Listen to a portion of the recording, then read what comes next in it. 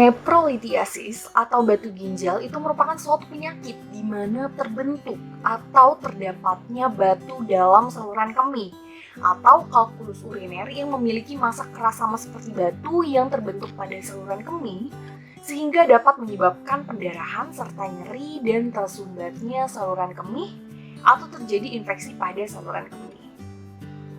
Karena terdapatnya kelemahan pada pengobatan medis, maka dapat digunakan pengobatan alternatif seperti obat tradisional. Nah, obat tradisional produk Indonesia seperti batu gin elixir dan obat luar negeri contohnya Ciston. Tapi pada obat batu gin elixir ini termasuk golongan jamu dan belum dilakukan uji klinik dan toksisitasnya. Pengertian sediaan elixir. Elixir merupakan sediaan berupa larutan yang mempunyai rasa dan bau sedap serta mengandung zat tambahan seperti gula atau zat pemanis lainnya, zat pewangi dan pengawet. Sedangkan dalam arti lain, elixir juga dapat diartikan dengan sediaan jernih dan manis yang merupakan larutan hidroalkoholik terutama untuk pemakaian oral serta biasanya beraroma. Zat komponen elixir, ada zat aktif atau zat utama yang berkhasiat dalam sediaan elixir. Kemudian ada pelarut, cairan yang dapat melarutkan zat aktif atau biasa disebut zat pembawa. Nah, untuk pelarut utama yang digunakan yaitu etanol sebagai mempertinggi kelarutan. Lalu ada pemanis. Nah, zat pemanis ini sebagai zat tambahan untuk memberikan rasa manis pada elixir. Bisa ditambah dengan gliserol, sorbitol, dan propylenglikol sebagai pengganti gula atau sukrosa. Kemudian ada zat penstabil, yaitu zat tambahan untuk menjaga elixir dalam keadaan stabil. Lalu ada pengawet. Di sini zat tambahan yang digunakan untuk menjaga agar elixir dapat tahan lama dan tetap stabil dalam penyimpanan yang lama. Ciri khas elixir yang pertama mengandung alkohol sekitar 5-24%, kemudian rasanya manis tapi tidak semanis sirup, dan warnanya itu sesuai aroma. Perbedaan sirup dan elixir. Nah, elixir ini menggunakan etanol sebagai pelarut utama yang dimaksudkan untuk mempertinggi kelarutan obat, sedangkan sirup itu digunakan aquades sebagai pelarut utama untuk bahan aktif yang larut dalam air. Nah, jika bahan aktif yang digunakan tidak larut dalam air, maka digunakan campuran air dengan alkohol. Kemudian, jika dibandingkan dengan sirup, elixir itu kurang manis dan kurang kental karena mengandung gula dan kadarnya rendah sehingga kurang efektif untuk menutupi rasa yang tidak enak. Teori sediaan elixir. Nah, berdasarkan Farmakope Indonesia edisi 4, elixir merupakan sediaan berupa jernih manis, merupakan larutan hidroalkoholik, terutama untuk pemakaian oral, biasanya beraroma. Menurut M. Hanif, elixir adalah larutan oral yang mengandung etanol 90% yang berfungsi sebagai kosolven. Formulasi dan zat aktif dari sediaan elixir. Yang pertama ada gimnena ekstrak, sodium sakarin, alkohol, gliserin, metilparaben, propylparaben, orange syrup, water, dan zat tambahannya ada sodium sakarin dan sirup jeruk. Pertimbangan dalam pemilihan eksipien. Yang pertama ada ekstrak gimnena digunakan sebagai antidiabetes karena ada beberapa mekanisme yang memungkinkan daun dan terutama asam dari gimnenik. Kemudian ada sodium sakarin.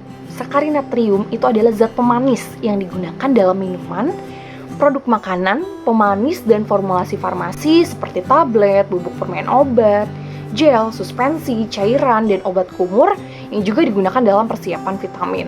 Lalu ada alkohol. Karena etanol digunakan sebagai pelarut, ia juga digunakan sebagai desinfektan dan dalam larutan sebagai pengawet antimikroba. Kemudian ada gliserin. Kenapa? Memiliki fungsi sebagai pengawet antimikroba, kosolven yang melunakkan, humektan, zat pemanis dengan agen tonisitas. Lalu ada metilparaben dan propylparaben. Ini banyak digunakan sebagai antimikroba, produk makanan, dan formulasi farmasi. Kemudian ada sirup jeruk sebagai perasa, lalu ada air yang digunakan sebagai bahan baku, bahan, dan pelarut dalam pengolahan, formulasi, dan pembuatan bahan aktif farmasi. Saya lanjutkan penyimpanan Karena eliksir mengandung alkohol dan biasanya juga mengandung beberapa minyak, mudah menguap dan rusak oleh adanya udara dan sinar, maka paling baik disimpan pada wadah tertutup rapat dan tahan cahaya. Ini salah satu contoh eliksir di pasaran, yaitu Batugin eliksir.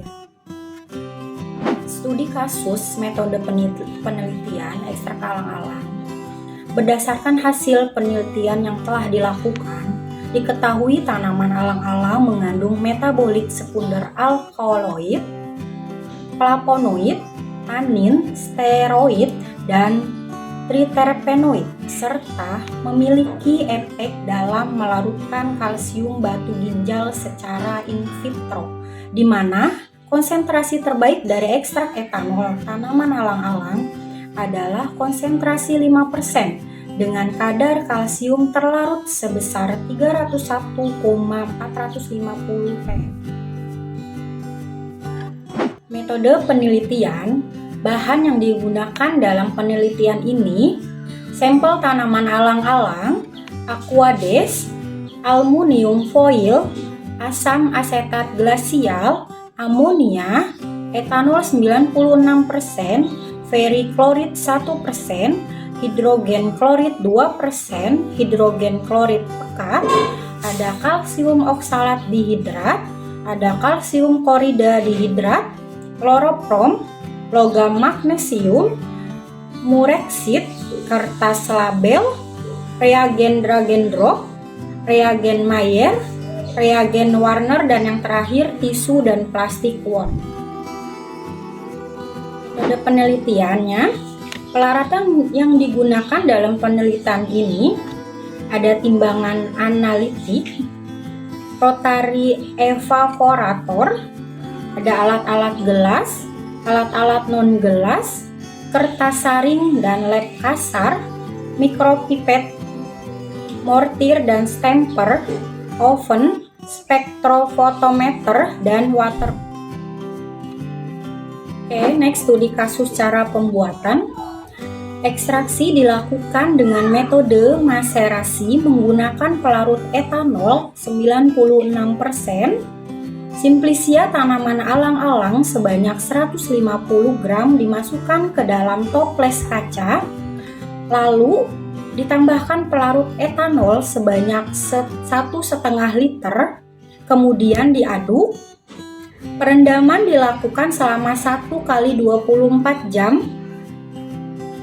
Filtrat yang diperoleh disaring dengan kertas saring dan diperkatkan dengan rotary evaporator sehingga didapatkan ekstrak kental.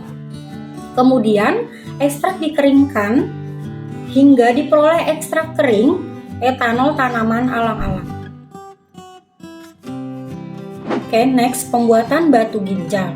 Pembuatan batu ginjal dilakukan dengan 200 ml larutan kalsium klorid 0,5 dalam beker gelas, ditambahkan dengan 200 ml larutan kalsium oksalat 0,5 sehingga terbentuk endapan kalsium oksalat, kemudian endapan disaring dengan menggunakan kertas saring. Filtrat dibuang dan endapan kalsium oksalat dikeringkan di oven pada suhu 105 derajat Celcius sampai kering, sehingga terbentuk padat sebagai batu kalsium oksalat. Hasil evaluasi, analisis kualitatif kandungan metabolit sekunder. Ada uji alkaloid, uji flavonoid, uji saponin, uji tanin, dan uji steroid dan triterpenoid. Hasil dan pembahasan.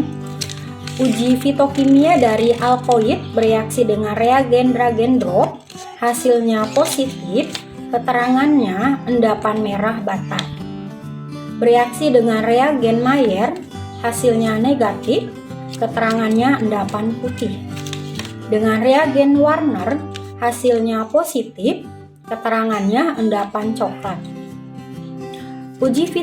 Uji fitokimia dari flavonoid bereaksi dengan magnesium plus hidrogen klorid pekat, hasilnya positif, terjadi warna merah bata, kuning atau jingga.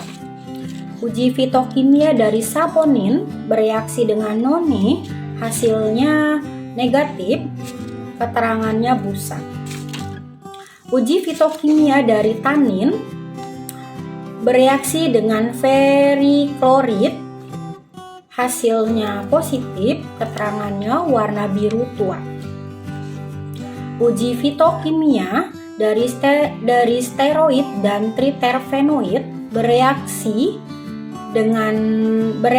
dengan asam asetat glasiat plus asam sulfat, hasilnya positif, keterangannya warna hijau atau biru. Kesimpulannya, berdasarkan hasil penelitian yang telah dilakukan, diketahui tanaman alang-alang mengandung metabolit sekunder alkaloid, flavonoid, tanin, steroid, dan triterpenoid. Ekstrak etanol tanaman alang-alang memiliki efek dalam melarutkan kalsium batu ginjal secara in vitro, di mana konsentrasi terbaik dari ekstrak etanol tanaman alang-alang adalah konsentrasi 5% dengan kadar kalsium terlarut sebesar 301,450 ppm. Terima kasih, lebih dan kurangnya mohon maaf. Kami dari kelompok 8, Assalamualaikum warahmatullahi wabarakatuh.